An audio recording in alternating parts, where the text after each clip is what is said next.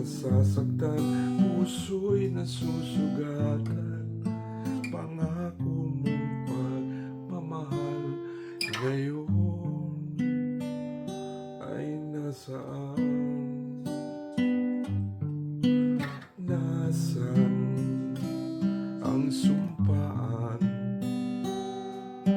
Akala ko ay walang hanggan, ngunit bakit ngayon'y nasasaktan? Hanggang dito na lang ba ang ating pagmamahal? Anong nangyari sa ating dalawa?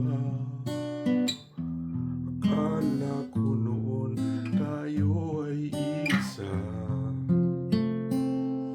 Ako ba ang siyang nagkulang, o ikaw ang di lumaban sa pagsubok sa ating pagmamahalan? Anong nangyari sa ating dalawa? Pagmamahal ngayon, bakit naglaho na?